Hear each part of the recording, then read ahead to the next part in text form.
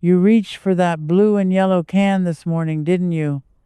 A squeaky hinge, a stuck bolt, a rusted latch.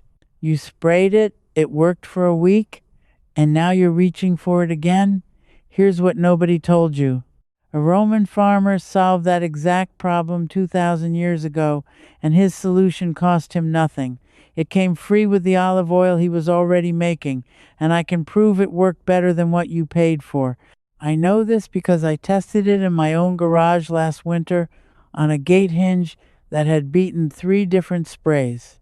What fixed it was a recipe written down by a Roman senator named Cato around 160 before Christ. Stay with me because near the end I'll show you the one Roman substance that did the job of an entire shelf of modern products, and it's something most people pour down the drain. Now, I'll be honest with you. For most of my life, I thought this kind of thing was nonsense. Ancient history, toga trivia, stuff for professors and nobody else. I was a man who believed that if something was truly better, the store would already be selling it. I was wrong, and the way I found out changed how I spend my money. It started with rust. I had a set of good garden tools, the kind my father used, and every spring they came out of the shed with orange spots eating the steel. I bought the sprays, I bought the oils, I bought the little packets you throw in the toolbox, and every single year the rust came back, and every single year I bought more. That's the part that finally bothered me.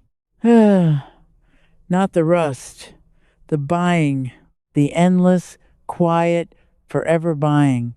So I did something I'd never done. I went looking at how people handled this before there was a store to buy the answer from. And that's where I ran into Cato the Elder, a hard old Roman who wrote a farming manual over 2,000 years ago. This man ran estates. He kept iron tools in a damp Italian climate near the sea with salt in the air, and he had no chemical plant to call. He had to make his metal last, because replacing it meant a blacksmith, and a blacksmith meant real money. And here is the thing that stopped me cold. Cato didn't treat rust prevention as some rare secret. He treated it as ordinary knowledge every household simply had. What we pay for, he assumed you already knew. Somewhere between his time and ours, that knowledge didn't just fade. It got replaced by something you have to keep purchasing. Because it wasn't only rust. The Romans had a whole way of living where one cheap thing did the work of 10 expensive things. And the more I dug, the more I realized this wasn't an accident of history. Somebody benefits when you forget that a jug of the right liquid can replace half the products under your sink. Let me show you what I mean, one piece at a time, starting with the simplest one of all. Let's talk about oil. Not the fancy kind, just plain oil. The Romans lived on olive oil the way we live on electricity. It was in their food, their lamps, their skin, their medicine, and yes, their tool sheds. And one of the first things I tried, because it cost me almost nothing, was rubbing a thin film of oil onto bare metal to stop it from rusting. Now you might say, everyone knows oil stops rust. Fair enough. But here's what everyone does not know. The Romans understood exactly why it works, and they used it with a precision we've completely lost. Rust is iron meeting oxygen and water. It's the metal trying to return to the ground it came from. A film of oil seals the surface so the air and the moisture can't reach the steel. Simple. But the Romans went further. They knew that oil alone drips, runs, and wipes off, so they thickened it. There's a Roman writer named Pliny the Elder who died in the year 79 when Mount Vesuvius buried Pompeii.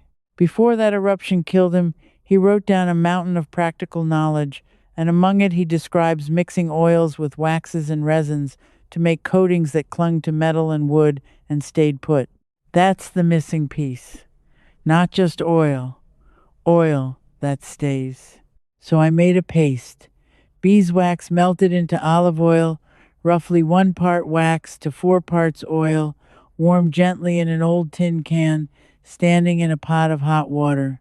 I rubbed it onto my garden tools, my axe head, the exposed metal on my mower deck. I want you to understand what happened. That was 2 springs ago. Those tools have not rusted since, not spotted, not pitted, nothing. One batch of that paste cost me less than a single can of the spray I used to buy 3 times a year. And that's when the first real question hit me. If a mix of oil and wax, something a Roman farm made as a byproduct, protects steel better than a modern product I paid good money for over and over, then what exactly was I paying for all those years? The answer, I'm afraid, is that I was paying to keep the problem coming back. But rust was only the beginning, because the next thing I tested was something you probably drank this morning without a second thought. Let's talk about vinegar. Because the Romans had a relationship with it we've completely thrown away. Their soldiers drank it. Really, it was called pasca, a mix of sour wine, vinegar, and water, sometimes with a few herbs, and it was the everyday drink of the Roman legions who conquered the known world, not because they liked the taste, because it worked. Vinegar is mild acetic acid, and that acid kills a lot of the bacteria that turn bad water into a death sentence. A Roman soldier drinking pasca on the march was, without knowing the chemistry, disinfecting his water and settling his stomach at the same time. Now, I'm not telling you to go drink vinegar. I'm telling you what that same acid does around your house, because that's where it stopped me in my tracks. The Romans used vinegar to clean, to cut grease, to break down the hard white mineral crust that builds up wherever there's water, and they used it because it was the cheapest acid a household could produce, sitting in the bottom of every wine jar that had gone sour. Here's where the loss becomes real money. Walk down the cleaning aisle, count the bottles. You've got one for glass, one for the bathroom, one for lime scale, one for the kitchen, one for floors, each with a different color and a different smell and a different price. Now look at the back label. A shocking number of them are doing the exact same basic job an acid or a mild base does. The Romans did all of it with 2 things: vinegar for the acid jobs and ash for the base jobs. 2 ingredients against your 12 bottles. I tested the vinegar first. My electric kettle had a layer of white scale on the bottom, so thick it rattled. I'd been told to buy a special descaling powder, little packets, quite pricey for what they are. Instead, I poured in white vinegar and water, half and half, and let it sit an hour, then brought it to a boil. The scale didn't just loosen, it dissolved, wiped clean with a cloth. That mineral crust is calcium carbonate, the same stuff as limestone, and the acetic acid eats right through it. The Romans knew this 2,000 years ago. Vitruvius, their great architect, wrote about hard water and mineral deposits in his books on building back around 30 before Christ. Therefore, I kept going, because once you break the spell on one product, you start questioning the whole shelf. And the next Roman trick is the one that made me feel genuinely foolish for every dollar I'd spent, because it turns out the most powerful cleaner in the ancient world came out of the human body for free. The Romans cleaned their finest wool clothing with aged urine. I know. Stay with me, because the science is the whole point. Urine, when it sits and ages, breaks down into ammonia. Ammonia is a powerful base, the exact opposite of vinegar's acid, and it is a tremendous grease cutter and stain remover. The Roman laundries, called fulleries, collected urine in pots on the street corners. There was so much demand for it that the Emperor Vespasian, around the year 70, put a tax on it. When people mocked him for taxing urine, he held up a gold coin and said the famous line, "Money does not stink." Now, I am absolutely not asking you to do that at home. We have better tools now. But look at what the Romans actually understood. They understood that cleaning is chemistry, and that chemistry comes down to acids and bases, and that both were available to any household for nothing. Ammonia is still in your store-bought glass cleaner right now. Check the label. You're buying the same molecule the Romans got for free out of a chamber pot. That's not me being crude. That's me pointing out that the science never changed, only the price did. And here's the layer underneath that, the part that started to make me a little angry. The Romans treated the home as a place where you made your own solutions from what you already had. Grease from cooking, ash from the fire, sour wine, spent oil. Nothing was waste because everything had a second job. We've been trained to see all of that as garbage and then to walk into a store and buy the manufactured version of the exact same thing. Somebody made that trade very profitable, and it wasn't us. Ugh. But I promised you, this wasn't just old stories, and here is where I want to speak directly to you. If you've been sitting there thinking, this is all fine for a farm 2,000 years ago, but useless in your apartment or your tidy modern kitchen, this next part is for you especially, because I want to hand you something you can do this very week, tonight even, with things already in your home and no special skill at all. Start with a single spray bottle, empty, clean, the kind you already have or can get for $1. Fill it halfway with plain white vinegar and halfway with water. That's it. That's your all-purpose cleaner for counters, glass, mirrors, faucets, and the film that builds up on your sink. If you want to cut grease harder, warm it slightly. If the smell bothers you, drop a strip of lemon peel or orange peel in the bottle and leave it a few days. The oils from the peel, exactly the kind of thing Pliny wrote about, will perfume it naturally and add a little extra cutting power. One bottle, pennies, it replaces 3 or 4 things you're currently buying. And once I saw that pattern, I started seeing it everywhere. But honestly, going deep on all of it took me far longer than a single video can cover.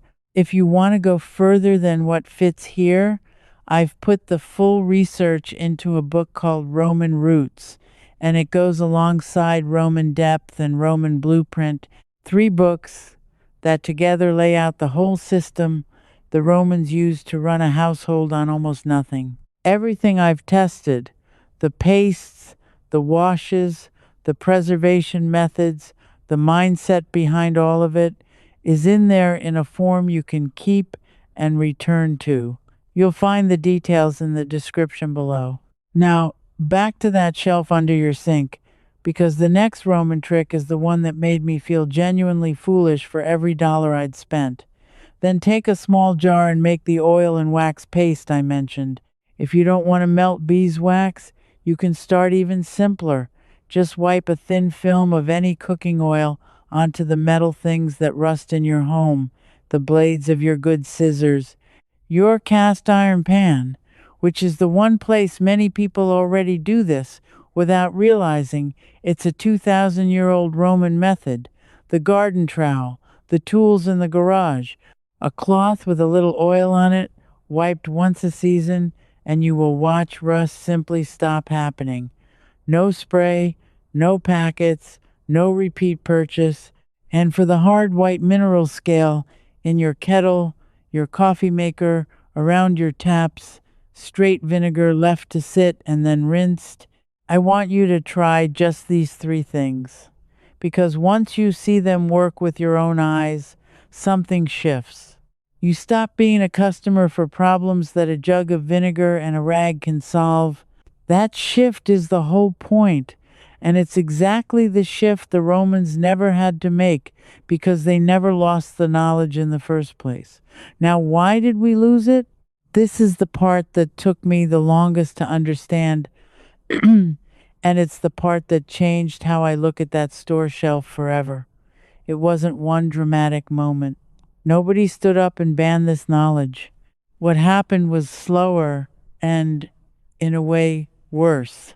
When products started being manufactured and sold, roughly over the last 150 years, it became enormously profitable to convince people that the homemade solution was dirty, old fashioned, or unsafe, and that the bottled version was clean, modern, and necessary. Think about how that works. If you clean with vinegar you make yourself, they sell nothing.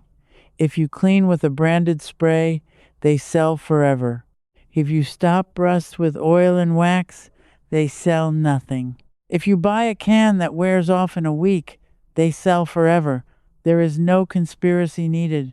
There's just a simple, relentless pressure, year after year, advertisement after advertisement, all pushing in one direction, away from the thing you can make and toward the thing you must buy. The Roman way was quietly made to feel like poverty, when in truth it was independence. And the Romans, by the way, would have found our situation baffling. To them, the mark of a well run household was self sufficiency. Cato's whole farming manual is obsessed with it, with wasting nothing, with knowing how to make and mend and preserve. A household that had to run to the market for every little thing was, in Roman eyes, a household that was failing. We've had that value flipped completely. We've been taught that convenience is progress, when a lot of the time convenience is just a word for dependence with a nicer label. Therefore, the deepest Roman hack isn't any single recipe, it's the mindset. It's looking at every problem in your home and asking, before you reach for your wallet, is there something I already have that does this? 9 times out of 10, with cleaning, preserving, and fixing, the answer is yes, and the Romans knew every one of those answers by heart. But there's one Roman answer that beats all the others, one substance that did so many jobs, it genuinely was their version of that blue and yellow can, and almost nobody alive today has heard of it. That's what I've been building toward, so let me finally give it to you. Its name is amurca. Let me tell you how I found it, because this is the part that felt like digging up buried treasure. I kept going back to Cato's farming manual, the one from around 160 before Christ, and I noticed he kept mentioning this one thing over and over in chapter after chapter for completely different problems. I thought I was misreading it, so I checked the translations, and then I checked what modern scholars said about it, and I realized Cato wasn't repeating himself by accident. He was telling us, across 2,000 years, that this single substance was the most useful thing on the entire farm. So what is it? When you press olives for oil, the oil floats to the top, but underneath there's a dark, bitter, watery liquid that separates out. That watery residue is amurca. For most of history, and for us today, it's just waste. It's the stuff you throw away to get to the good oil. And Cato, that hard, practical old Roman, looked at this waste product that every olive farm produced by the barrel and figured out it was one of the most versatile materials he owned. Here is what he actually recommended using amurca for, and I want you to hear the range of it, because this is where your jaw should drop. He said to rub it into the axles of carts and machinery to make them run smooth. That's a lubricant, the exact job of your spray oil. He said to coat bronze and iron tools and vessels with it to keep them from rusting and corroding. That's rust prevention. He said to soak leather harnesses and boots in it to keep them supple and waterproof. That's a leather conditioner. He said to smear it on wooden fence posts and storage vessels to protect them from rot. That's a wood preservative. And he wasn't finished. Cato wrote that boiling amurca down and pouring it around the roots of olive trees and vines killed the pests and grubs attacking them. That's a pesticide. He said spreading it on the threshing floor kept it hard and free of weeds and stopped ants and moles from tunneling through. That's a weed and pest control. He even recommended it boiled and treated In remedies for treating sores and skin conditions on livestock, 1. Waste liquid, lubricant, rust protector, leather care, wood preserver, pesticide, weed killer, and medicine. That is a Roman farm running its entire maintenance shed on the stuff they were about to pour out. When I read the full list, I sat back in my chair. Because here was hard proof, written down by a named Roman senator over 2,000 years ago, that the ancient world had a single, free, multi-purpose product that did the job of a dozen things I buy in separate bottles and cans. And modern science has actually come back around to confirm this.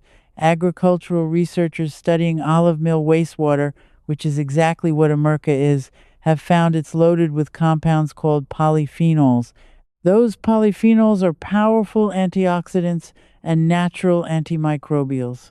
That's the chemistry behind why it fights rust, kills pests, and preserves. Cato didn't know the word polyphenol. He just knew it worked because he'd watched it work for generations. Now, most of us don't have a barrel of olive leaves sitting around. But the lesson of America is the one I want you to carry out of here because it's bigger than any single recipe. The Romans looked at the leftover, the byproduct, the thing everyone else discarded, and they found the most value in it. That is the exact opposite of how we've been trained to live. We've been trained to buy the finished product and throw away everything else. They kept everything and bought almost nothing. And you can live by that same principle starting this weekend, even without America. The used oil from your kitchen, strained and clean, protects tools.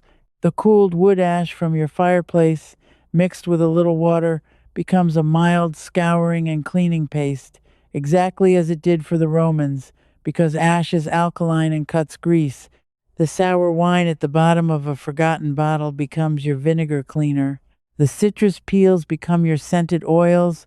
The Roman kitchen and the Roman shed had no trash can full of solutions because every solution was a resource waiting for its second job. That's what was really taken from us. Not just the recipes, though the recipes are real and they work. What was taken was the confidence that we could solve our own problems with what's already in our hands. Somebody made a great deal of money teaching us to feel helpless without their product on the shelf. And the cure for that helplessness is sitting in a 2,000-year-old farming manual written by a man who would have laughed at the idea of paying for something he could make from his own leftovers. I started this because I was tired of buying the same rust spray 3 times a year. I ended up finding something much larger than a way to save a few dollars. I found out that people far poorer than us, with no factories and no stores, lived more self-sufficiently than we do, and that our dependence isn't progress at all. It's something that was quietly sold to us, one convenient bottle at a time. Getting that knowledge back doesn't feel like learning history. It feels like taking back something that was mine all along. If you're the kind of person who has always suspected that the old ways were pushed aside not because they stopped working, but because nobody could profit from them, then you already understand what this channel is really about. It's not about the Romans. It's about you standing in your own home, refusing to be helpless. So let me ask you something specific, and I truly want your answer. Of everything I showed you today, the oil and wax paste for rust, the vinegar spray, the ash paste, or Cato's America that did the work of a dozen products, which one are you going to try first? Tell me in the comments below. And if you've got an old family trick of your own, something a grandparent did that the stores would rather you forgot, put it down there too, because this is exactly the kind of knowledge we're piecing back together, one comment at a time. If this made you look at that shelf under your sink a little differently, subscribe and stand with the rest of us who are recovering what was quietly taken, because next time I'm going to show you the Roman recipe for for a food that lasted through an entire winter with no refrigerator and no freezer, a preservation method so effective that armies carried it across whole continents, and it uses three ingredients you almost certainly have in your kitchen right now. You won't believe what they knew about keeping food alive, and I can't wait to prove it to you. Before you go, let me tell you where this really goes. Inside the Roman ways circle, I walk you through Cato's full rust recipe, step by step, the part I couldn't fit here. And if something puzzles you, ask me directly, and I answer you myself. You won't be alone either. So many old ways folks are already inside. Just point your phone's camera at the code. Cancel anytime with one click. I'm glad you're here.